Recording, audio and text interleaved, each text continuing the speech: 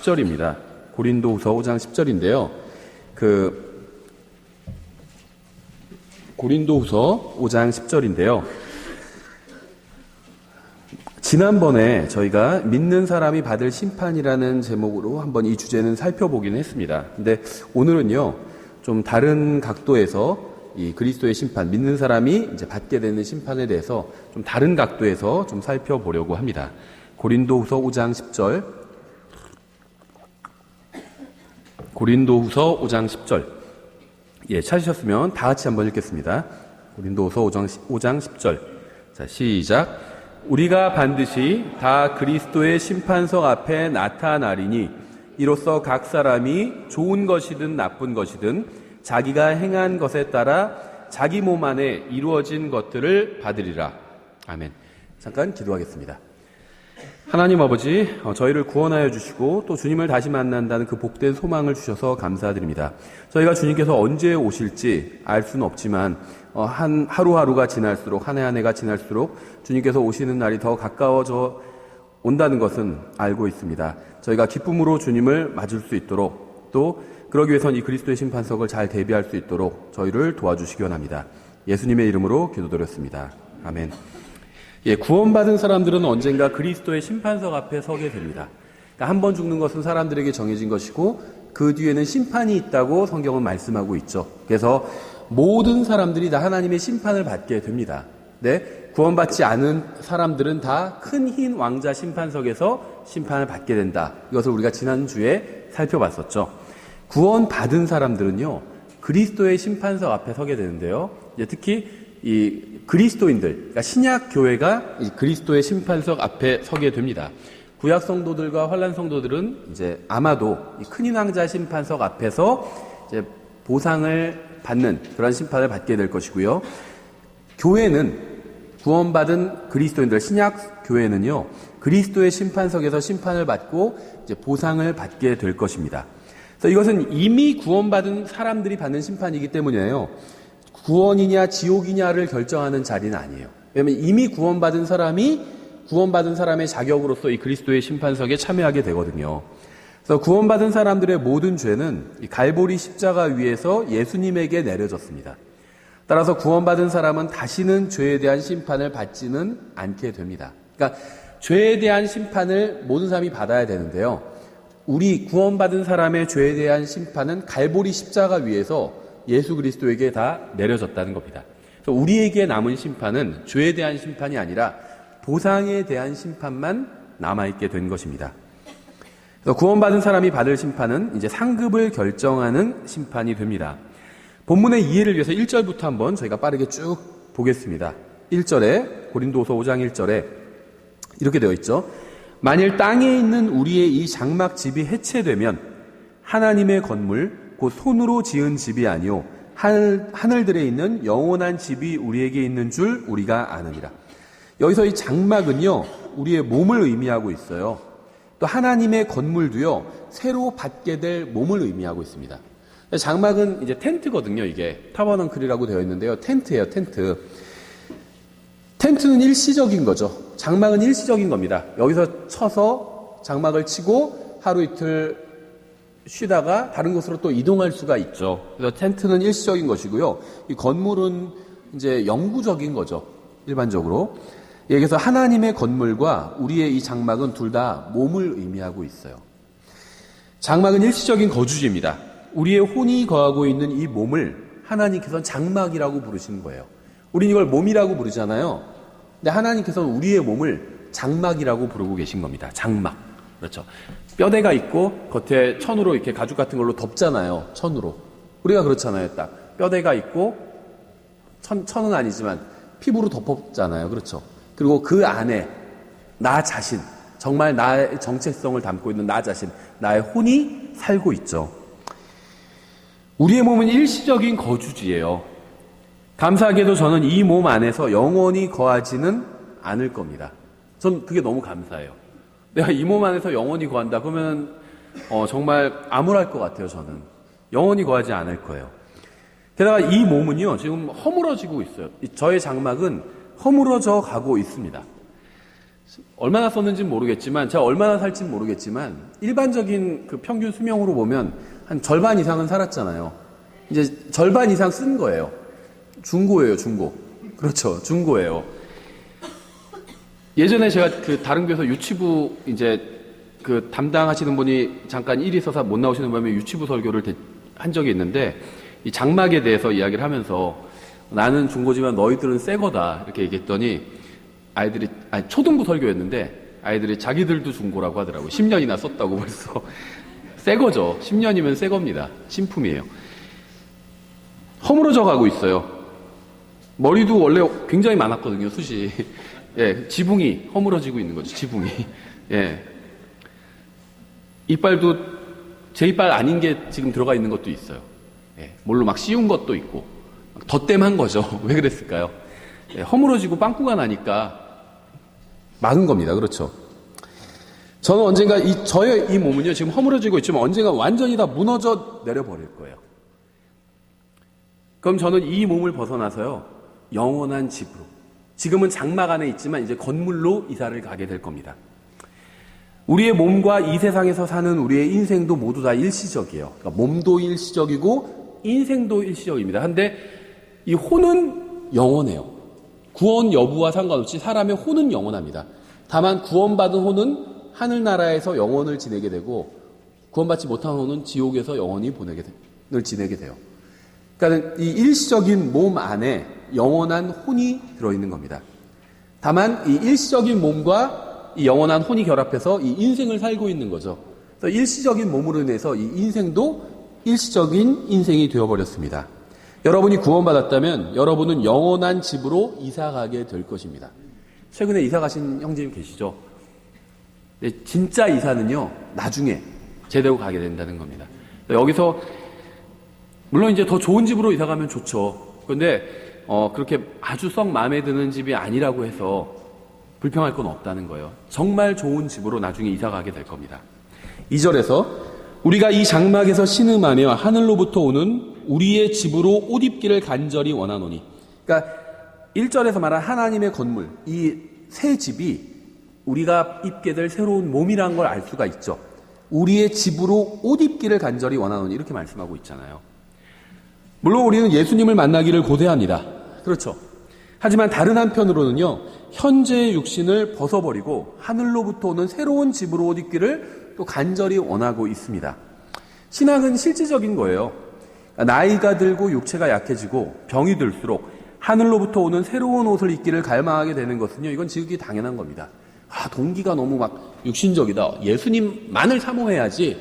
예수님을 믿으면 얻게 되는 부가적인 것들, 새로운 몸을 입게 되고 뭐 하나님의 아들이 되고 그런 것만 너무 좋아하면 그거는 그렇게 영적인 게 아니다. 그렇게 너무 다른 사람을 비판할 건 없다고 생각을 합니다. 실제적인 문제예요. 집에서 살아야 되죠. 먹어야 되죠. 그러니까 예수님께서 그래서 먹고 살고 마시고 이런 것을 많이 비유로 드셨잖아요. 신앙은 굉장히 실제적인 문제예요. 그래서 내가 예수님을 믿기 때문에 하나님께서는 나에게 새로운 몸을 허락해 주시는 거거든요. 그것을 바라고 동경하는 것은 잘못된 건 아니라는 거죠. 3절에 우리가 옷 입고 있으면 벌거벗은 채 드러나지 아니하리라. 이 장막에 있는 우리가 짐을 진 채 신음하는 것은 벗고자 함이 아니요 입고자 함이니 이것은 죽을 것이 생명에게 삼켜지게 하려 함이라. 이 장막에 있는 우리가 짐을 진 채 신음하고 있대요. 장막에 있는데요, 장막 안에 있잖아요. 장막 안에 편안하게 누워있으면 좀 좋겠는데 그것도 아니고 장막 안에 있으면서 또 짐을 지고 있대요. 그렇죠. 왜냐하면 언제든지 이사 가야 되기 때문에 짐을 지고 있는 겁니다. 그러면서 짐을 지고 있으니까 무거우니까 이제 또 신음하고 있는 거예요. 그렇죠. 이게 모든 사람들의 상태예요. 겉으로는 좋아 보이고 좋은 집에서 살고요, 좋아 보여도요, 이 장막 안에 있으면서 짐을 진 채 신음하고 있어요. 저는 영원한 생명을 가지고 있지만 저의 몸은 아직은 영원한 생명을 가지고 있지 않습니다. 저의 혼은 영원한 생명을 가지고 있어요. 근데 저의 육체는 그렇지 않다는 겁니다.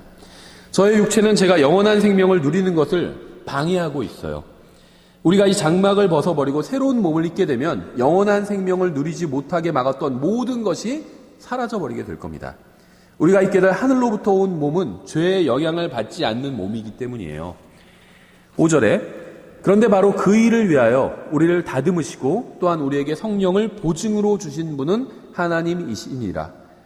하나님께서 우리를 구원하신 이유는 하늘나라로 데려가기 위함이 아닙니다. 구원받은 사람은 하늘나라로 가게 됩니다. 하지만 그것이 구원의 목적이 아니라는 거예요. 성경이 말씀하시는 구원은 죄로부터의 구원이에요. 하나님께서는 결국 우리가 죄로부터 아무런 영향도 받지 않게 해 주실 겁니다. 저는 영원한 생명을 얻으려고 하늘나라에 가지 않습니다. 저는 이미 영원한 생명을 가지고 있어요. 믿는 순간 영원한 생명을 받았습니다. 구원의 목적은 다시는 죄를 짓지 않게 하려는 거예요. 죄로부터 완전히 구원을 받아야 주님과 완전한 교제를 누릴 수 있는 겁니다. 그래서 구원을 누리면서 산다는 건요, 구원받은 사람도 죄를 짓잖아요. 근데 구원을 누리면서 산다는 건 구원받고 나서는 죄를 떠나고 죄를 멀리 한다는 거예요. 그게 이제 구원을 누리면서 사는 거예요. 구원의 목적은 하나님과 완전한 교제를 나누는 게 구원의 목적입니다. 하나님께서는 교제를 나누기 위해서 구원해 주셨어요. 하나님은 영원하신 분이잖아요. 그래서 구원받은 사람도 이 사람이 하나님과 교제를 나누는 게 구원의 목적이니까 교제를 나누기 위해서 이 사람도 영원한 생명을 받아야 되잖아요. 그리고 하나님께서 하늘에 계시잖아요. 그러니까 구원받은 사람을 또 하늘로 데려가시는 거예요. 그러니까 이런 것들은 다 구원의 어떤 부수적인 효과지 구원의 목적은 아니라는 겁니다. 하나님과 교제를 나누지 못하게 막는 것이 바로 죄죠. 그래서 주님은 죄로부터 구원해 주신 거예요. 그리고 우리가 하늘로부터 오는 새로운 몸을 입게 되면 죄로부터 완전히 구원받게 되고 그때는 주님과의 교제를 막는 모든 것이 사라져 버리게 됩니다. 6절, 그러므로 우리가 항상 확신에 차서 우리가 몸 안에서 집에 거하는 동안에는 주로부터 떨어져 있는 줄을 아노니. 그러니까 우리가 이 육체 안에 있는 동안은 주님으로부터 떨어져 있잖아요. 주님은 셋째 하늘에 계시고 우리는 이 첫째 하늘 아래 지상에 살고 있잖아요. 우리는 믿음으로 걷고 보는 것으로 걷지 아니하노라. 내가 말하노니 우리가 확신에 차서 원하는 바는 차라리 몸을 떠나 주와 함께 있는 그것이라. 우리가 이 몸 안에 사는 동안에는 죄의 영향을 받게 됩니다. 우리가 이 몸을 떠나게 되면 하늘로부터 오는 새로운 몸 안에 거하게 되고요. 주님과 온전한 교제를 누리게 될 것입니다. 9절에 그러므로 우리는 함께 있든지 떨어져 있든지 그분께서 받아주시는 자가 되려고 수고하노라. 그러니까 이제 지금까지는 이제 구원받은 이후에 우리가 주님을 기다리는 것, 또 우리가 새로운 몸을 받게 되는 것에 대해서 말씀을 하다가 이제 자연스럽게 그리스도의 심판석으로 문맥이 이어지고 있습니다. 여기서 이제 수고한다고 말하고 있는데요. 이거는 구원받기 위해서 수고한다든지 하늘나라에 가기 위해서 수고한다든지 영원한 몸을 받기 위해서 수고한다든지 하는 것이 아닙니다. 예수님을 구원자로 받아들인 순간 구원과 하늘나라와 영원한 몸은 다 보장이 되었어요. 성령님을 보증으로 주셨다고 말씀하고 있잖아요. 이 5절에서. 세상 사람들은요, 자신들의 기준으로 그리스도인들을 판단합니다. 세상과 타협해버린 교회들은요, 그리스도인답게 사는 것이 무엇인지 가르치지 않아요. 그냥 세상에서 잘 되고 복받고, 그렇죠. 그런 것이 마치 어떤 그리스도인의 영적 기준이라고 가르친다는 거죠. 돈 많이 벌고 잘 먹고 잘 사는 것, 이게 그리스도인의 어떤 영적 기준인 것처럼 가르쳐요.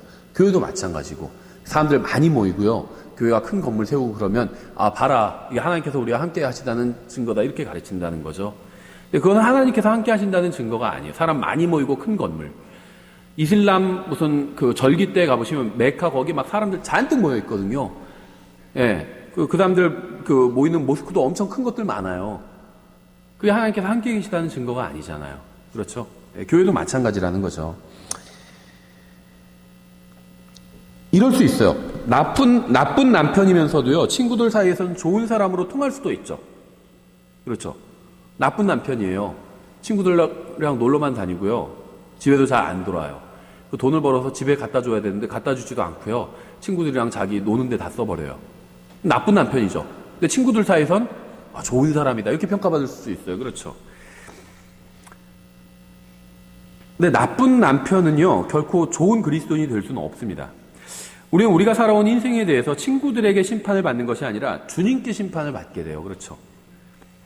따라서 우리는 우리의 인생이 우리를 심판하시는 하나님께 받아들여질 수 있는지를 항상 생각하면서 살아야 됩니다. 내가 주님을 받아들이는 것도 중요하죠. 예수님을 구원자로 받아들이셔야 됩니다. 막 복음 전할 때 그렇게 얘기하잖아요. 예수님을 구원자로 받아들이는 것도 중요한데요, 내가 주님께 받아들여지는 것도 중요합니다. 구원받은 사람은 다 하나님께 받아들여졌어요, 일단. 그런데 이제 구원받은 이후에, 그리스도의 심판석에서는요, 구원받은 이후부터 주님을 만나기 전까지 살았던 인생에 대해서 심판을 받는 자리거든요. 그래서 거기서 하나라도 주님을 위해서 제대로 잘한 것이 있다면 보상을 받게 되는 자리입니다. 벌을 받는 자리는 아니에요. 그런데 나는 주님께 받아들여져서 구원을 받았어요. 내가 예수님을 받아들였기 때문에 예수님이 내 안에 들어오시죠. 그러니까 예수님이 내 안에 들어오시고 성령님께서 내가 예수님을 믿는 순간 성령님께서 나를 예수님 안으로 넣어주시거든요. 그래서 하나님께서 나를 받아들이실 수밖에 없습니다. 그렇죠. 그래서 제가 구원 받은 거예요. 그런데 그리스도의 심판석에서는요, 나의 인생이 주님께 받아들여져야 돼요. 그래서 상급을 받을 수 있게 되는 겁니다. 어느 날 우리가 들림받아 올라가고 나면요, 우리에게 인생을 주시고 구원해 주시고 또 우리에게 은사를 주시고 또 재능을 주시고 돈을 주시고 시간을 주신 하나님께서는요, 우리가 구원받은 이후에 그리스도인으로서 우리가 하나님께로부터 받은 이러한 것들을 어떻게 사용하면서 살았는지에 대해서 심판을 하실 겁니다. 그렇죠. 그러니까는 이 돈을 준 사람은, 무엇인가 공급해 준 사람은 어떤 감사나 회개의 권한이 있잖아요. 세상에서도. 당연하죠. 부모님이 자녀에게 용돈을 주면은, 그 다음에 이제 용돈 어떻게 썼는지 한번 얘기해봐라, 이렇게 얘기할 권한이 있으신 거죠. 용돈도 안 주면서, 그래, 너 용돈 어떻게 썼니? 이렇게 물을 수는 없어요. 그렇죠. 주지도 않아놓고. 줬어요. 물어볼 수 있는 거예요. 그렇죠. 마찬가지예요. 우리가 지금 누리고 있는 모든 것들을 하나님께서 다 주신 거거든요. 하나님께서 주시지 않으면요, 그냥 침대에 계속 누워 있어야 돼요. 하나님께서 가져가시면, 인생을 가져가시면요, 막 과학 기술로 막 잔뜩 해서 막 사람 살려놔도요, 호흡기랑 이런 거 잔뜩 매달고 그냥 누워 있는 거예요. 사람이 막 하나님께서 가져가셨는데 사람들이 막 살려놓고 있는 거죠, 그게. 예. 하나님께서 가져가시면은 누릴 수가 없어요. 그러니까 하나님께서 주시면 누릴 수가 있는 겁니다. 그러니까 그리스도의 심판석에서는요, 하나님께서 주신 걸 우리가 어떻게 사용했는지 회개 보고하는 자리예요. 그렇죠. 10절에 우리가 반드시 다 그리스도의 심판석 앞에 나타나리니 이로써 각 사람이 좋은 것이든 나쁜 것이든 자기가 행한 것에 따라 자기 몸 안에 이루어진 것들을 받으리라. 구원받은 이후에 우리의 인생을 최종적으로 심판하시는 심판자는 나의 친구나 아내나 남편이나 부모가 아니라 예수님입니다. 하나님이에요. 따라서 예수님께서 무엇이라고 말씀하셨는지, 어떻게 심판하실 것인지 이것을 아는 것은 굉장히 중요하죠.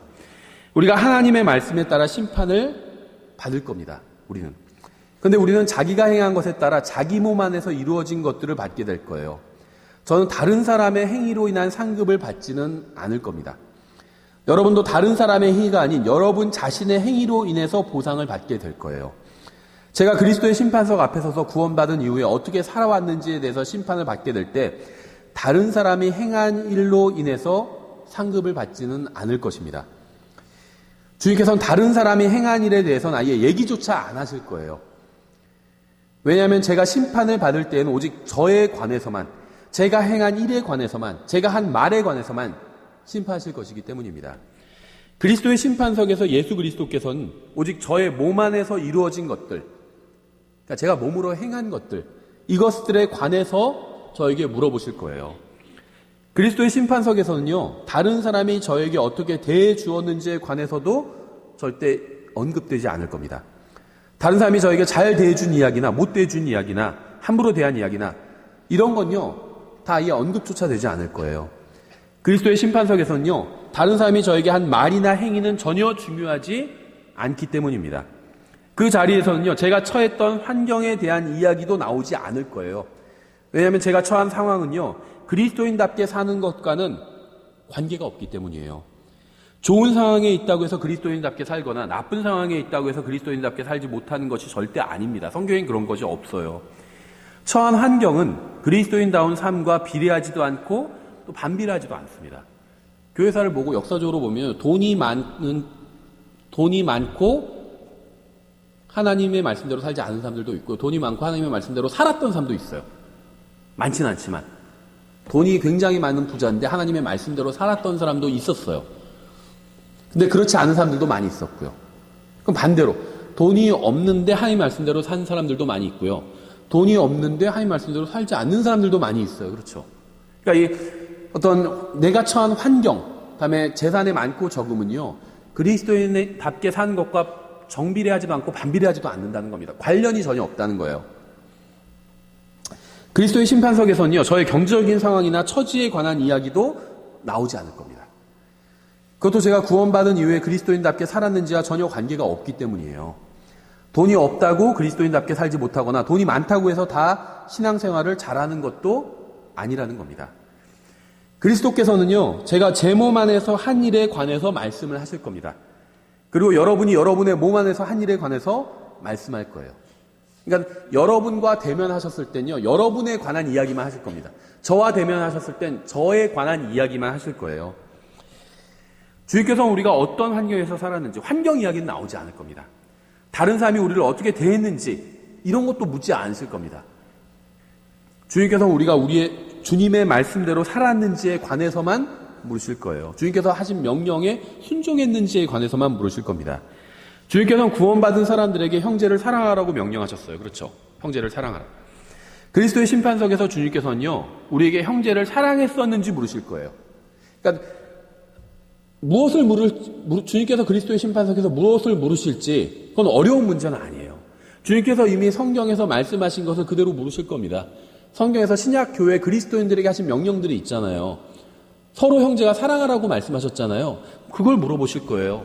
교회 같이 다니는 그 형제를 사랑했는지, 그 자매를 내가 그리스도인 형제의 사랑으로 사랑했는지 물어보실 겁니다. 그렇죠? 근데 그 형제가 나를 사랑하지 않았기 때문에 나도 그 형제를 사랑할 수 없었다는 말은 받아들여지지 않을 거예요. 왜냐면 그건 그 형제의 이야기를 하게 되잖아요. 그런 건 아예 논의의 대상이 된다는 겁니다. 논의의 대상이 아니에요, 그건. 그리스도의 심판석에서는요, 다른 사람에 관한 이야기는 받아들여지지 않을 거예요. 얘기할 때 마이크가 딱 꺼질 겁니다. 좀 막 청문회 보면은 얘기하다가 시간 지나면 마이크가 딱 꺼지잖아요. 네, 다른 사람 이야기하려면 마이크가 딱 꺼져버릴 거예요. 네, 논의 대상이 아니에요, 그거는. 그 자리에서 오직 내가 한 것만 판단을 받을 겁니다. 다른 사람이 나를 사랑하지 않았는지 사랑했는지 이건 중요하지 않아요. 그리스도의 심판석에서는. 그건 그 사람이 나를 사랑하지 않았다면, 그 사람도 구원받은 사람인데 나를 사랑하지 않았다면 그 사람은 그리스도의 심판석에서 그 일로 심판을 받겠죠.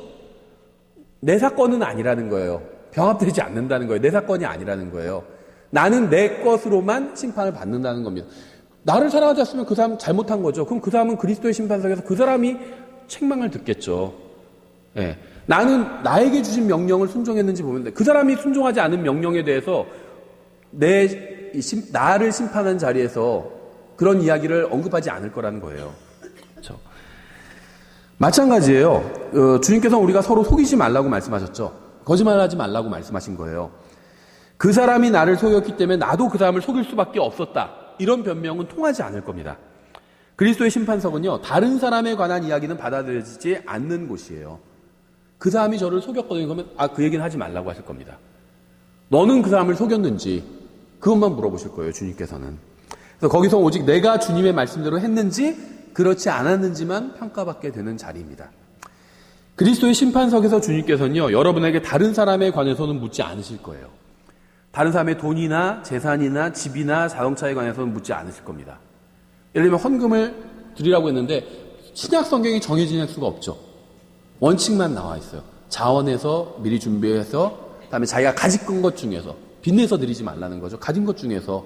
그렇죠. 그다음에 아까워하지 말고 그렇게 드리라고 했죠. 다른 사람, 근데 그래도 다른 사람보단 제가 많이 드렸는데요. 그 비율로 따져보면 이런 거는 의미 없는 이야기라는 거예요. 다른 사람 이야기는 그리스도의 심판석에서 나오지 않을 겁니다. 다른 사람 돈이나 재산이나 집이나 자동차에 관해서는 주님께서 묻지 않으실 거예요. 이건 우리랑 상관없는 일이거든요. 다른 사람이 어떻게 사는지 우리랑 그건 관계가 없습니다. 그렇죠. 어렵게 사니까 내가 도와줘야겠다. 이거는 좋아요. 근데 그 사람이 잘 살아요. 그럼 그게 나랑 무슨 상관이에요? 다른 형제가 잘 살아요. 그럼 나랑 무슨 상관이에요? 그렇죠.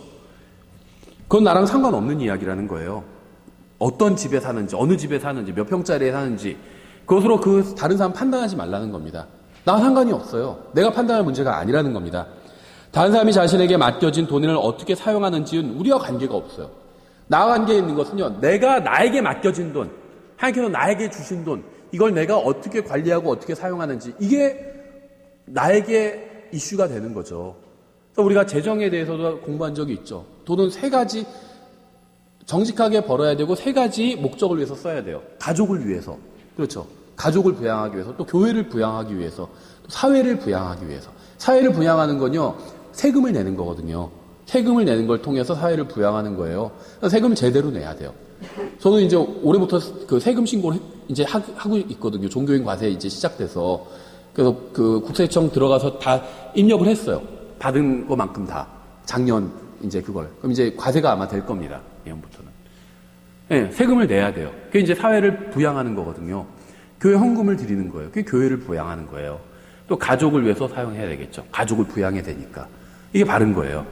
그러니까 나에게 맡겨진 돈을 내가 어떻게 썼는지, 바르게 썼는지, 그걸 주님께 회개 보고하는 거지, 다른 사람이 자기 돈을 어떻게 썼는지 내가 상관할 바가 아니라는 겁니다.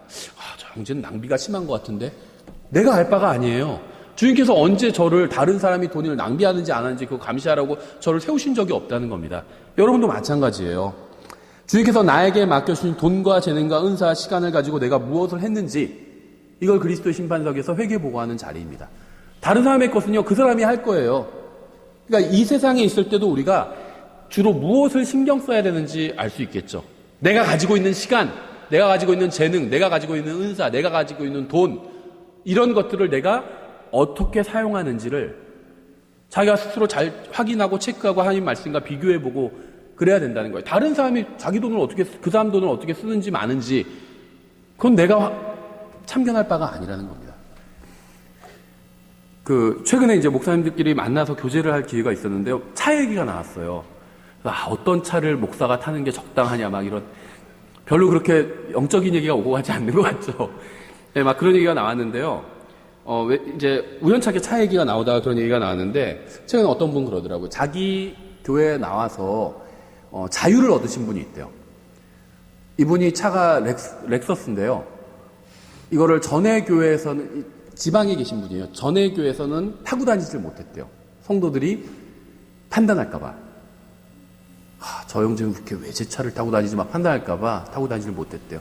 그러다가 이제 교회로 옮기게 됐고, 그 목사님이, 괜찮다고 타고 다니라고. 자기 차 자기가 타고 다니는데 그게 무슨 상관이에요. 그래서 그 다음부터 막 자유를 얻고 타고 다닌대요. 근데 모르겠어요. 저는 제가 눈만 높아져서 그런지, 렉서스는 그냥 타도 될 것 같은데, 왜 그렇게 고민을 했을까? 저는 이런 생각이 들더라고요. 예. 근데 이제 다른 분의 얘기는 좀 공감이 됐어요. 약간은. 또 다른 교회인데, 굉장히 고급 승용차를 너무 갖고 싶어서, 또 재력도 능력이 되는 분이에요. 구매를 했대요. 그러니까 몇 억짜리 승용차예요. 외제차. 아주 고급 승용차예요.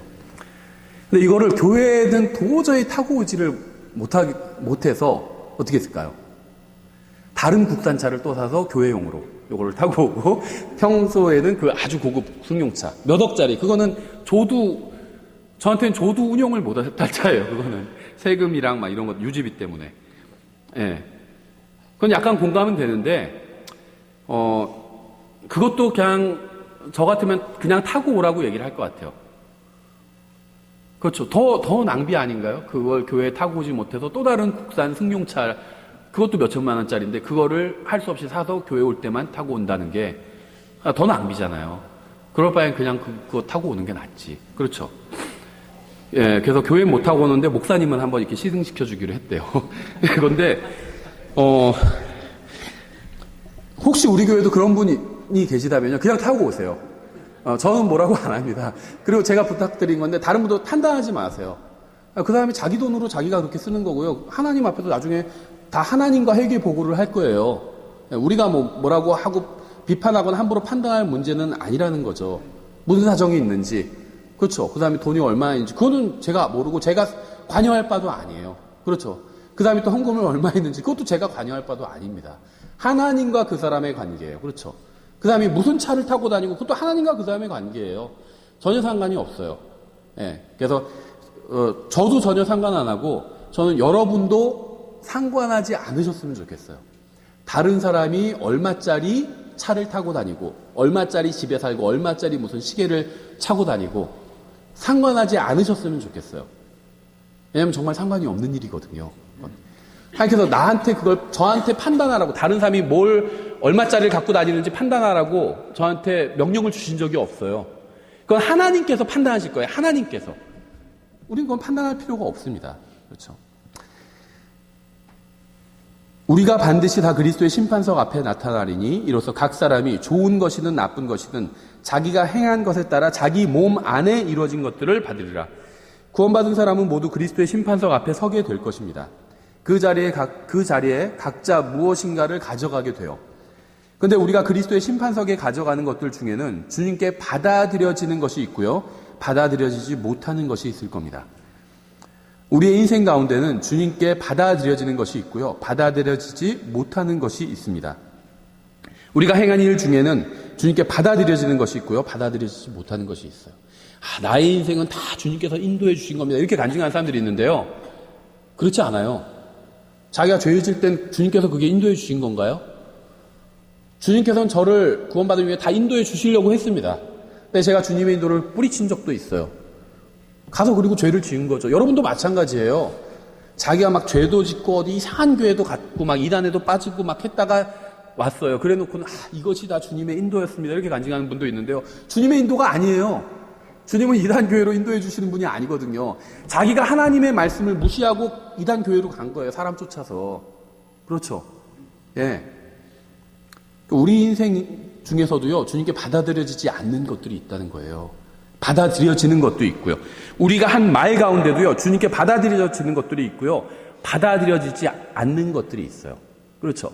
하나님께서 우리가 하는 모든 말을 다 듣고 계시겠죠. 근데 아마 어떤 말들은요, 묵음 처리하시는 것도 있을 것 같아요.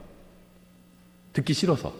우리가 무슨 말 하는데 주님께서 그냥 삐 처리해버려라 이렇게 하시는 것도 있을 것 같아요. 네, 쓸데없는 말들, 다른 사람 험담하고 욕하고 이런 말들, 주님께서 그런 거 듣지 않으시겠죠. 거룩하신 분이기 때문에 죄를 보지도 않으시는 분이거든요. 삐 처리해버리시는 거예요. 죄를 질 땐 그냥 전체를 우리를 막 다 모자이크 처리해버리시겠죠. 그냥 보기 싫다고. 그렇죠. 받아들여지지 않는 겁니다. 그런 것들은 주님께. 그리스도의 심판석에서 주님께서는요, 다른 사람이 아닌 우리의 말과 행위와 인생에 대해서만 바라보시고 평가를 하실 겁니다. 그곳에서는 다른 사람이 한 말과 행위와 다른 사람의 인생은 아무런 의미가 없어요. 그렇죠. 왜냐하면 그리스도의 심판석은요, 다른 사람이 아닌 나의 말과 행위와 인생을 하나님의 말씀과 비교해보는 자리이기 때문입니다. 여러분, 이러한 심판을 받고 싶을 수도 있고 받지 않을 수도 있지만 피할 수가 없어요. 우리는 살아있는 동안에는 주님께 심판을 받지는 않습니다. 그리스도의 심판석은 우리가 이 세상의 인생을 모두 마친 후에 이루어집니다.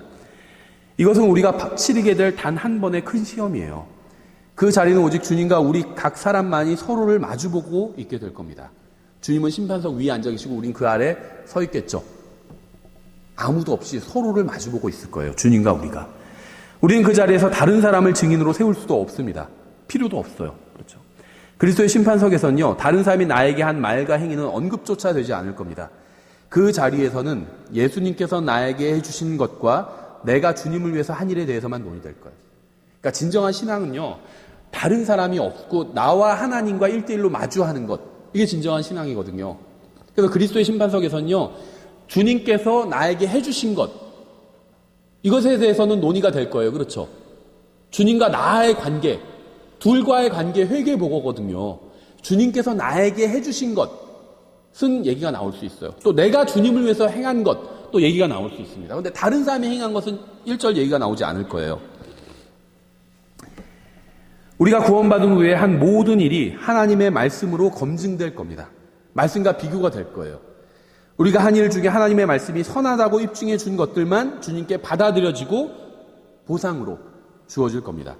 11절에 그런즉 이제 그리스도의 10절에서 그리스도의 심판석에 대한 이야기를 했죠. 그리고 나서 이제 11절에서 그런즉 우리가 주의 두려움을 알므로 사람들을 설득하거나 우리가 하나님께 밝히 드러났고 또 너희 양심에도 밝히 드러난 줄로 나는 확신하노라.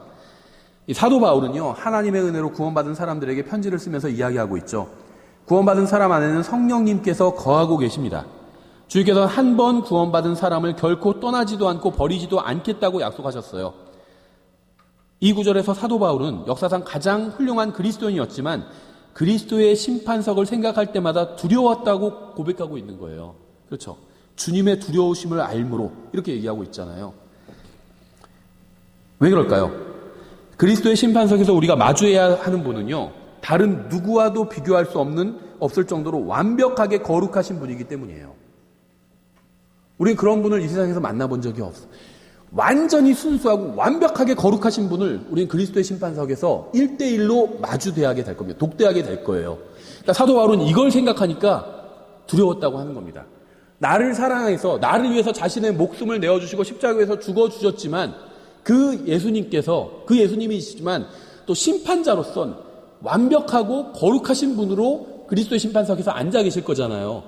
그분과 내가 1대1로 마주해서 내가 구원받고 난 이후에 살아온 인생에 대해서 이야기를 해야 된다고 생각을 하니까 두려움이 몰려온 거예요. 그렇죠. 우리는 그리스도의 심판석에서 절대적으로 의로우신 분과 마주대해야 됩니다. 우리는 지금까지 살아오면서 이런 분을 대면한 적이 없어요. 하지만 우리가 그리스도의 심판석에 서게 되면 완벽하게 의로우시고 거룩하신 분 앞에 서서 구원받은 이후에 산 우리의 인생이 영원한 보상을 받기에 합당한지에 관해서 하나하나 따져보게 될 것이고 심판을 받게 될 것입니다. 이것이 바로 바울이 말한 주의 두려움이에요. 이걸 생각하면 두렵지 않을 수가 없죠. 그렇죠. 주님은 저의 구원자가 되시고 아버지가 되시지만 그리스도의 심판석은 정말 진지한 자리가 될 거예요. 우리는 잘못을 하고 서로 변명하기도 하고 또 아무렇지 않게 넘어가기도 하지만 이 그리스도의 심판석은요, 그런 것이 통하지 않는 자리입니다. 우리는 하나님의 영광에 이르지 못한 사람이었어요. 그런데 어느 날 우리는 그리스도의 심판석에서 하나님의 영광 그 자체와 대면하게 되는 거예요. 주님께서 우리에게 왜 하지 않았느냐고 물으실 때 우리는 할 수 없었다고 대답할 수가 없습니다. 그렇죠? 우리가 어쩔 수 없었다고 말하면 주님께서는 그렇지 않았다고 말씀하실 거예요. 왜 그때 그 사람에게 복음을 전하지 않았냐 이렇게 말씀하실 때 그때는 상황이 그렇지 않았습니다. 이런 게 안 통한다는 거예요. 모든 것을 아시는 하나님이에요. 그렇죠? 상황이 어쩔 수 없었습니다. 이렇게 얘기하면요. 아니, 상황이 어쩔 수 없는 게 아니었어. 이렇게 말씀하실 거예요. 주님께서 우리와 마찬가지로 인간의 몸을 입고 이 세상에 오셔서 온갖 유혹과 시련과 고난을 겪으셨지만 단 한 번도 죄를 지은 적이 없었고 모든 영적 싸움에서 승리를 하셨습니다. 주님께서 우리보다 훨씬 더 안 좋은 상황에 있었지만 한 번도 핑계를 댄 적이 없었어요. 그렇죠. 우리가 패배한 수많은 영적 싸움에서 우리가 자신이나 다른 사람이 아닌 주님을 신뢰했다면 우리가 주님처럼 승리할 수 있었을 거예요. 전서로 넘어가서 고린도전서 3장도 그리스도의 심판석 문맥이죠. 고린도전서 3장 8절에서 이제 심는 자와 물 주는 자는 하나이며 저마다 자기의 수고에 따라 자기의 보상을 받으리라. 저마다 자기의 수고에 따라 자기의 보상을 받는데요. 그렇죠. 각자가 자기의 수고에 따라 자기의 보상을 받게 됩니다. 누구도 다른 사람의 행위로 인해서 보상을 받지 않아요. 각자 자기의 수고에 따라서 자기의 보상을 받게 될 것입니다. 10절에 내게 주어진 하나님의 은혜에 따라 내가 지혜로운 주 건축자로서 기초를 놓았고 다른 사람이 그 위에 세우되 저마다 어떻게 그 위에 세울지 주의할지니라. 저는 구원을 받았습니다. 여러분도 구원을 받으셨나요? 저의 모든 죄값은 십자가 위에서 치러졌어요. 여러분의 모든 죄값도 십자가 위에서 치러졌나요? 저는 예수 그리스도의 피로 깨끗이 씻김을 받았습니다. 여러분도 예수 그리스도의 피로 깨끗이 씻김을 받았나요? 그렇다면 제가 왜 주의하라는 경고를 받아야 될까요? 구원받았고 저의 죄 문제가 다 해결되었고 죄값이 다 치러졌는데 여기서는 주의할지니라 이렇게 지금 구원받은 사람들에게 바울이 경고하고 있잖아요. 주의하라고. 왜 주의하라고 이렇게 얘기하고 있을까요? 주의를 기울이지 않으면 벌을 받기 때문이 아니라 보상을 받지 못하게 되기 때문입니다. 저는 주님께 보상을 받기 원합니다. 상을 받기 원해요. 저는 보상을 주시는 주님을 존중하기 때문에 주님께서 주시는 보상도 존중을 합니다. 그렇죠. 어떤 분들은 주님 저는 뭐 보상을 꼭 받고 일하려는 것이 아닙니다. 이렇게 얘기하시는 분들이 있는데요. 보상을 주님께서 준다고 말씀하셨으면 기대하는 게 옳은 거라는 거죠. 아버지가 너희들 말 잘 들으면 아주 좋은 선물 줄게 그랬더니 뭐 기대하지도 않아요. 그냥 그런 거 안 주셔도요. 잘 할게요. 그냥 넣어두세요. 이렇게 얘기하면 그건 아버지를 무시하는 거거든요.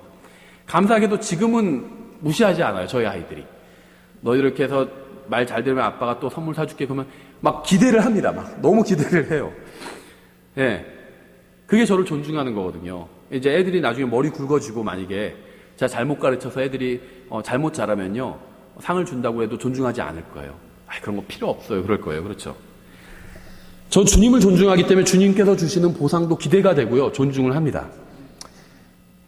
이 세상에서는요. 우리가 이 세상을 어떻게 평가하는지가 굉장히 중요한 문제일지 모르지만 오늘날 우리가 그리스도의 심판석 앞에 서게 되면요.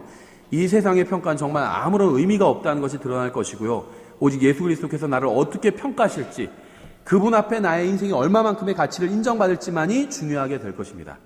그러면 주님께 보상을 받게 되는 것이 얼마나 대단하고 가치 있는 일인지도 드러나게 될 거예요. 세상에선 자녀 교육을 어떻게 평가할까요? 좋은 대학 보내고요. 그렇죠. 자녀들이 좋은 직업 갖게 키우면 뭐 의사, 변호사 이런 걸 키우면 자식 농사 잘했다고 이렇게 평가하겠죠. 근데 그리스도의 심판석에선 그러지 않을 거예요. 그렇죠. 좋은 대학 가는 게 잘못됐다는 게 아닙니다. 좋은 대학 가면 좋죠. 그런데 좋은 대학은 갔지만 하나님을 모르는 사람으로 성장했어요. 좋은 직업은 가졌지만 하나님을 모르는 사람으로 성장했어요. 예수님을 사랑하지도 않는 사람으로 성장했어요. 그럼 자신 농사를 망친 거예요. 그리스도의 심판석에서는 그렇게 평가하실 거예요. 거기서는요, 어떤 대학, 어떤 자동차, 어떤 브랜드 아파트 이런 얘기는 나오지도 않을 겁니다. 그런 건요, 온 세상을 창조하신 하나님의 관심 받기예요. 하나님은 그런 걸 전혀 존중하지 않으세요. 이 세상은 그런 걸 존중해요. 그렇죠. 좋은 옷 입고 다니고 좋은 집에 살고 좋은 차 타고 가면요, 존중을 받아요. 하나님은요, 그런 건 전혀 개의치 않는 분이에요. 그러니까 이 그리스도의 심판석은요, 엄청난 자리가 될 거예요. 큰 왕자 심판석도 마찬가지죠. 그런 면에 있어서는. 이 세상에서 사람들이 단 한 번도 마주대하지 못했던 종류의 분과 마주대하게 될 거예요. 사람들은요, 그런 분을 만나본 적이 없어요. 사람이 가진 재산, 재능, 외모, 학벌, 지식 이런 걸 전혀 존중하지 않는 분을 만나본 적이 없어요. 사람들은. 다 은근히 그런 걸로 평가하거든요. 교회에서도 정말 제가 아는 어떤 목사님도 아주 훌륭한 분인데도요, 그분도 그런 걸로 평가하더라고요. 그래서 좀 어디서 그래도 뭐라도 한 자리 하다 온 사람이 있으면 그래도 대우해 주고요. 근데 그게요, 저는 그분을 비판하고자 함이 아니에요. 그게 인간의 본성이에요. 사람은 외모로 취할 수밖에 없어요. 그렇죠. 저도 그럴 거예요, 아마. 근데 서로 평가는 팡목이 다를 수밖에 없겠죠. 그렇죠. 근데 하나님은 그렇지 않거든요. 그런 걸로 평가하시는 분이 아니에요. 전혀 존중을 안 해주세요. 그런 것들은. 하나님 앞에서 아무것도 아니거든요. 그런 건. 성경에 기록된 모든 것을 이해할 수 있다면 너무나도 좋겠지만 그렇지 못했다고 해서 낙담할 필요는 없습니다. 성경을 다 이해해라 이렇게 명령하신 적이 없어요. 믿으라고 하셨지. 그렇죠. 구원도 이해하면 구원해 주겠다 이런 말 없죠. 어떤 분들 이해해야 구원받는다 이렇게 가르치는 분들이 있는데요. 성경은 그런 말이 없어요. 이해하는 게 나쁜 건 아니에요. 이해하면 좋아요. 근데 이해하지 못하고 믿으면 구원해 주시겠다고 하셨거든요. 그렇죠. 믿는 데 열쇠가 있어요. 하나님께서는요, 우리에게 성경을 모두 이해하라고 말씀하지 않으시고 믿으라고 말씀하셨습니다. 하나님의 말씀을 다 이해하라 이렇게 말씀하지 않으시고 믿으라고 하셨어요. 하나님의 말씀은 우리의 이해를 뛰어넘습니다. 우리의 임무는요, 성경을 완전히 이해하는 것이 아니라 성경을 기록된 그대로 완전히 믿는 거예요. 그 믿는다는 것은요, 그 말씀대로 산다는 거예요. 그 말씀을 믿지만 그 말씀대로 저는 살지는 않을래요. 그건 믿지 않는 겁니다. 믿는다는 건 그 말씀대로 산다는 거예요. 그렇죠. 누가 로또 번호를 알려줬어요, 미리. 만약에 그게 막 조작된 거라서 누가 미리 유출을 해서 알려줬어요. 그걸 알려준 사람의 말을 믿는다면 그걸 사는 거죠. 그렇죠. 네 말을 믿지만 난 사진 않을 거야. 그거는 믿지 않는 거죠. 믿는다면 그 말씀대로 산다는 게 믿는 거예요. 그렇죠. 저는 하나님께서 어떻게 말씀으로 하늘과 땅을 창조하셨는지 이해하지 못해요. 그걸 어떻게 이해해요? 말씀으로 하늘과 땅을 창조하셨다는 걸 이해하실 수 있어요? 어떻게 이해해요? 이해했다면 설명할 수 있어야 되는데 어떻게 설명하실 거예요? 그럼 그냥 말씀으로 창조하셨죠. 이렇게뿐이 말할 수가 없죠. 그건 이해하지 못한 거예요. 이해한 사람은요, 설명할 수가 있어요. 근데 설명하는데 다른 말로 설명할 수 있는 거거든요. 그래서 강의를 하는데 예를 들면 학생이 이해를 못해요. 선생님이 이해를 못하겠는데 그러면 내가 예를 들어줄게 하고 다른 말로 설명해 줄 수 있어야 되거든요. 말씀으로 창조하셨다는 건요, 이걸 설명이 불가해요. 어떻게 설명해요? 다른 말로 하려고 해도 그냥 말씀으로 창조하셨다 이 말뿐이 할 수가 없어요. 그렇죠. 저는 이해를 못해요. 하지만 전 믿어요. 말씀으로 창조하셨다고 믿어요. 하나님께로부터 오는 복을 받는 조건은요, 이해가 아닌 믿음이에요. 저는 주님의 구원을 온전히 이해하지는 못하지만 믿습니다. 예수님께서 저의 죄값을 십자가에서 대신 치러주셨는데 어떻게 그게 가능한 일인지 저는 몰라요. 이해를 못해요. 하지만 전 믿어요. 이해하는 것이 나쁜 것이 아니지만 복을 받는 통로는 아닙니다. 복을 받는 통로는요, 믿음이에요. 우리는 이해해서 구원받은 것이 아니라 믿어서 구원받았습니다. 이해해서 복을 받은 것이 아니라 믿어서 복을 받았어요. 이해해서 하나님의 아들이 된 것이 아니라 믿어서 하나님의 아들이 되었어요. 저는 오직 믿음만으로 구원을 받았습니다. 제가 아무것도 하지 않아도 저의 구원은 취소되지 않아요. 하지만 제가 주님을 위해서 주님의 말씀대로 행하면 보상을 받게 될 것입니다.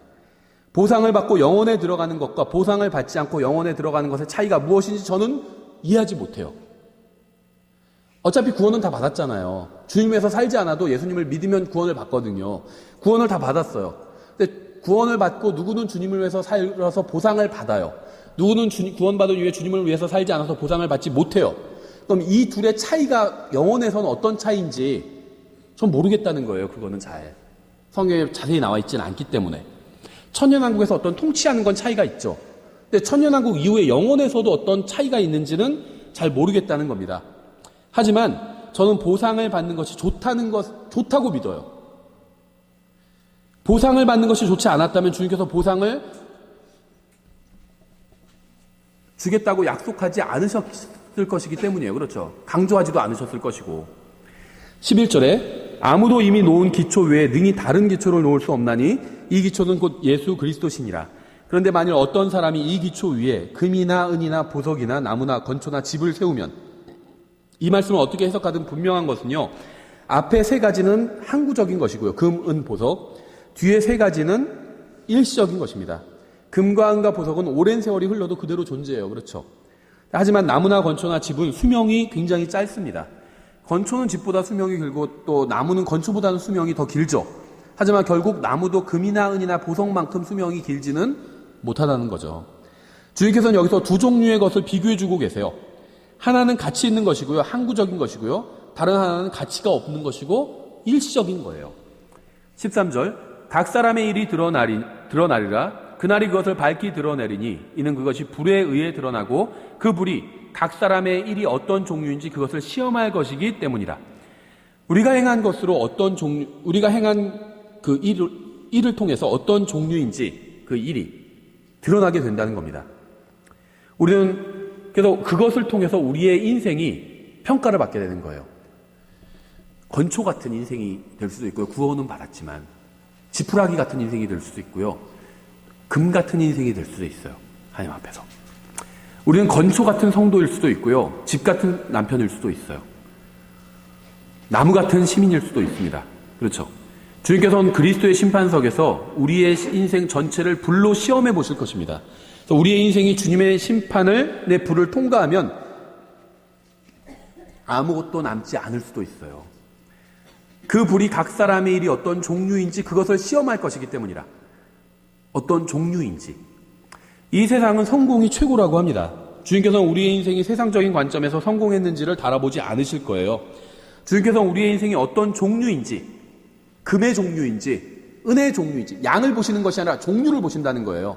지푸라기 종류인지, 나무 종류인지, 종류인지를 시험해 보신다는 거예요. 오늘날 교회도요, 세상과 같은 성공의 기준을 공유하고 있어요. 세상에서 성공한 사람은요, 교회에서도 성공한 사람으로 대접받기도 합니다. 그렇죠. 교수라고 하고요, 막 무슨 몇십억, 몇백억 무슨 연매출 올리는 기업의 사장이라고 하면 교회에서도 존중받아요. 그렇죠. 예전에도 제가 다니는 교회 중에서도 그런 교회도 있었어요. 뭐 단점만 얘기하니까 아주 나쁜 교회만 다녔다고 생각하실 수도 있는데요. 그냥 다른 좋은 점도 있었는데 이게 이제 그 교회의 단점이었어요. 돈이 굉장히 많은 사람이 오니까요. 교회 온 지 얼마 되지도 않았는데 막 교회에서의 어떤 발언권들을 줬어요. 어떤 걸 결정할 발언권들을 주고. 잘못된 거죠. 그래서 많은 재물이 모이고 많은 사람이 모이면 성공한 교회고 성공한 목회라고 자평을 합니다. 그래서 목회 10년 만에 1000명이 모이고 10,000명이 모이고 교회 건물을 짓고 하면 그럼 이 정도면 성공했지. 이렇게 평가한다는 거예요. 자기도 그렇게 평가하고요. 목사 자기도 주위 사람들도 다 그렇게 평가합니다. 그렇죠. 성공했다고. 그렇죠. 하지만 그리스도의 심판석에서 주님은 양이 아니라 어떤 종류인지를 보실 거예요. 주님께서 받아주시는 것이 성공한 인생이에요. 그리스도의 심판석에서는요, 수량은 중요하지 않습니다. 방금 여기 보면요, 종류가 중요하잖아요. 종류. 그렇죠. 뭐 많은 금과 많은 은으로 드러날지니라 이런 말씀 없잖아요. 금이냐 은이냐 보석이냐 종류예요. 그렇죠. 나무냐 지푸라기냐 종류입니다. 양이 많다 이런 말은 없어요. 그리스도의 심판석에서는요. 주님께서 받아주시지 않는다면요, 아무리 많은 사람이 모이고 많은 헌금을 모으는 교회였다 해도요, 그건 소용이 없어요. 하지만 아무리 작은 양이거나 적은 수라 해도 주님께서 받아주시는 종류라면 그날에 충분한 보상을 받게 될 것입니다. 주님께서는 크기나 규모 같은 세상적인 기준으로 보상을 주시는 것이 아니라 주님의 말씀대로 행했는지 이것을 기준으로 보상을 주시는 거예요. 종류를 굉장히 중요하게 여기는 분이에요. 주님께서는 구원받은 사람들이 행한 일의 양을 비교해 보시는 것이 아니라 어떤 종류인지를 시험해 보실 겁니다. 주님의 말씀과 일치하는 종류라면 보상을 받고 주님의 말씀과 다른 종류라면 보상을 받지 못할 겁니다.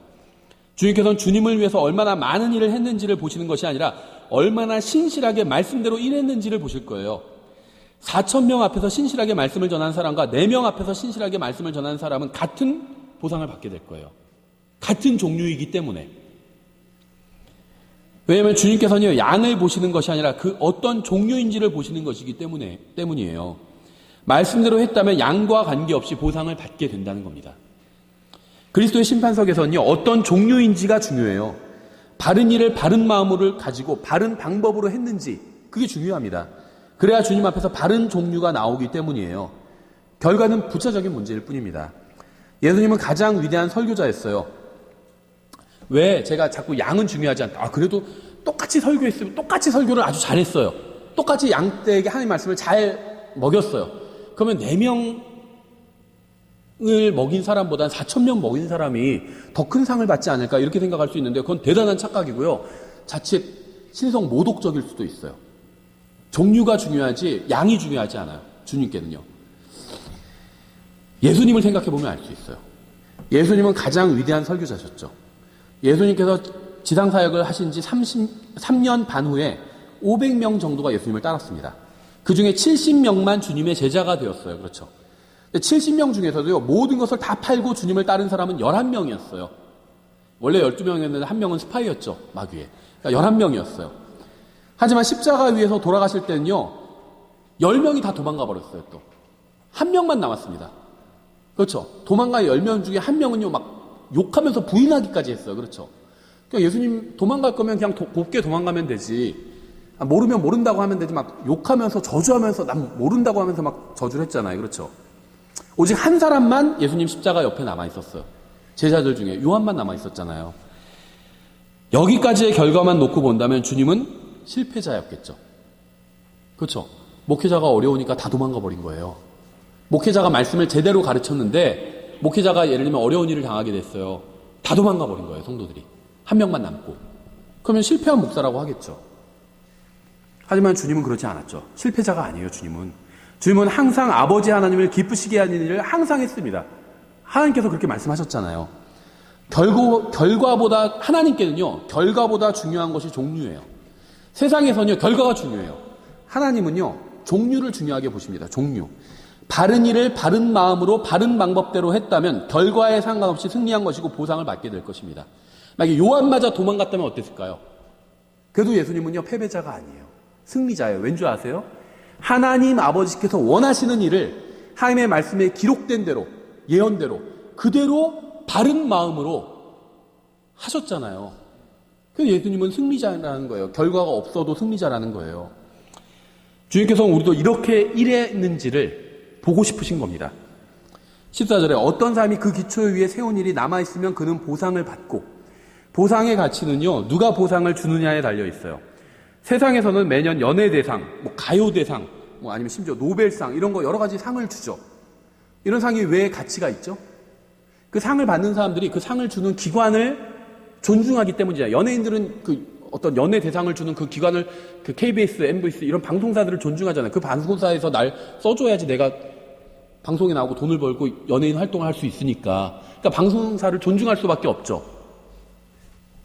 그러니까 그러니까 막 상 받으면 뭐 영광이라고 그러고 막 그런 별 얘기를 다 하잖아요. 그렇죠?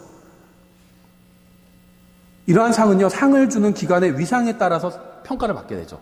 아무리 뭐 가장 훌륭한 그리스도인 상, 이런 걸 만약에 누가 저한테 준다고 그래요. 주님께서 주신다면 너무 영광스럽겠죠. 근데 무슨 뭐, 예를 들면 동성연애자 단체에서 저한테 준다고 그러면 수상 거부할 거예요. 그렇죠? 안 받아요.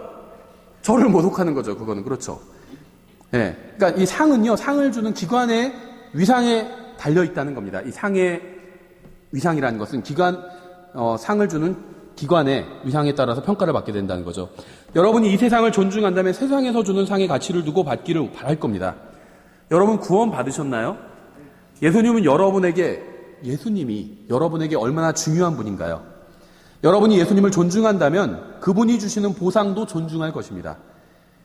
저는 예수님께서 정확히 어떤 보상을 주실지 모르지만 그분이 주시는 것이라면 무엇이든지 받기를 원합니다. 예수님이 주시는 것 중에 하나라도 저는 거부할 생각이 없어요. 예수님이 주시는 것이라면 다 좋은 것이라고 저는 믿습니다. 하늘과 땅을 창조하시고 알파와 오메가시고 처음과 끝마침이 되시는 분께서 우리가 보상을 받기를 원하신다면 우리도 그 보상을 받기를 사모해야 된다는 거죠. 15절에 어떤 사람의 일이 불타면 그는 보상의 손실을 당하리라. 그러나 그 자신은 구원을 받되 불에 의해 받는 것 같이 받으리라. 성경은 어떤 사람이 불탄다고 하지 않고요. 어떤 사람의 일이 불탄다고 말씀하고 있어요. 이 표현 정말 감사한 말씀이죠.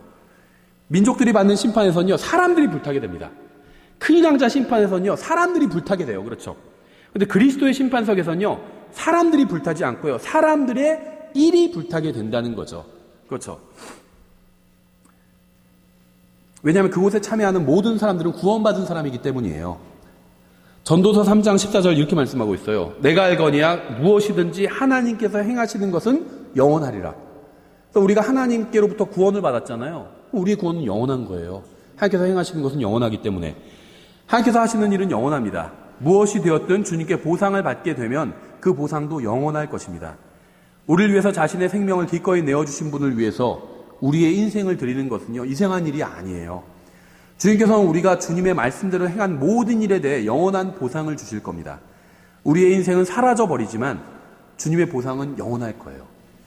사라져버릴 나의 인생을 주님을 위해서 사용한다면 영원한 보상으로 답해주신다는 겁니다.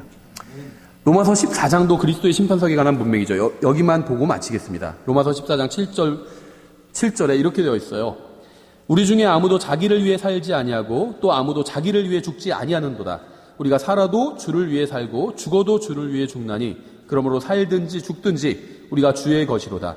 이 목적을 위해 그리스도께서 죽으시고 일어나사 다시 살아나셨으니 이것은 그분께서 죽은 자와 산 자의 주가 되려 하심이라.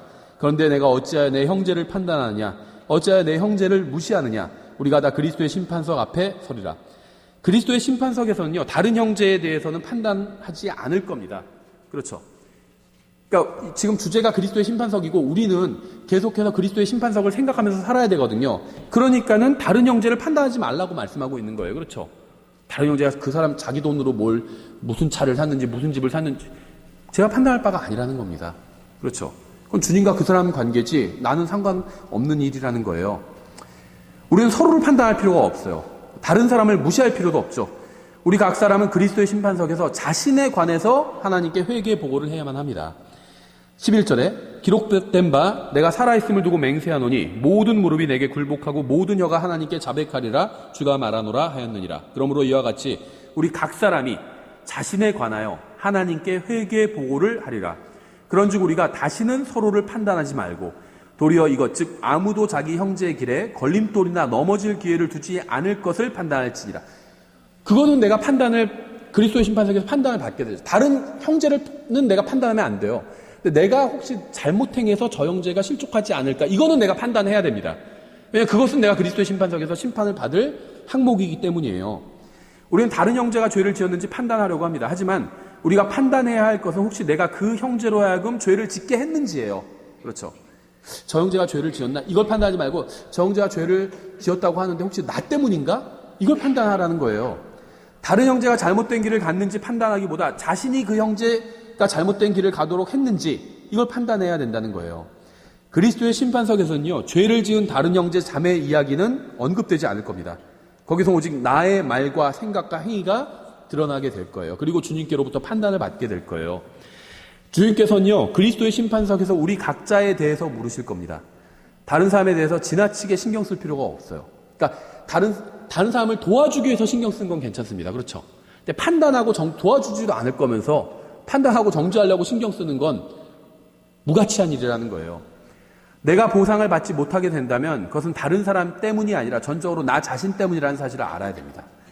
어떤 사람이 목사이면서도 부인에게 신실하지 못했고 그런데도 아직 목회를 하고 있고 뭐 어쩌고 하는 뭐 이런 얘기들이 있어요. 가끔 막 그런 얘기 들려오기도 하고. 그런데요, 그게 우리와 무슨 상관이 있어요? 어떤 교회가 킹제임스 성경 쓰는데 뭐 했다가 뭐 잘못됐다가 목사님이 뭘 했다가 아니면 어떤 성도가 뭘 했다가 막 그런 얘기들이 좁으니까 막 들려와요. 그게 우리랑 무슨 상관이 있어요? 그렇죠. 그리스도의 심판석에서는 그런 거 우리에게 묻지 않으실 겁니다. 주님께서는. 우리는 그 사람의 심판자가 아니에요. 주님께서 그 사람을 심판하실 겁니다. 그렇죠. 그 어떤 목사를 주님께서 심판하실 거예요. 그 어떤 성도를 심판하실 겁니다. 다른 사람 걱정할 거 없어요. 자신이 그리스도의 심판석에서 어떻게 설지를 걱정하십시오. 그게 더 중요한 문제예요. 다른 사람이 어떻게 주님을 섬기는지 신경 쓰지 말고요. 그러니까 도와주기 위해선 신경 써야 되겠지만 판단하기 위해선 신경 쓰지 말라는 거예요. 자기가 주님을 어떻게 섬길지 이걸 신경 써야 된다는 거죠. 여러분은 구원받은 이후에 주님을 위해서 무엇을 했습니까?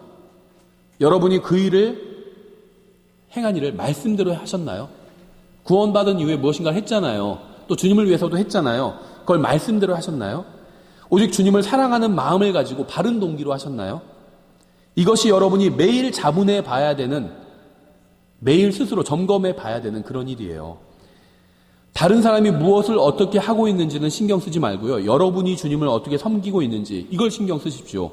다른 사람은 다른 사람대로 주님 앞에서 자신이 행한 것에 관해서 심판을 받게 될 것입니다. 여러분은 여러분 각자가 행한 대로 주님 앞에서 심판을 받게 될 거예요. 지금 다른 사람 걱정할 때가 아니라는 거죠. 자기 시험 공부 하나도 안 해놓고 막 동생한테 야, 너 시험 그렇게 공부 안 해서 어떻게 되겠니? 이거나 마찬가지예요. 자기 공부해야 돼요. 자기 거. 여러분이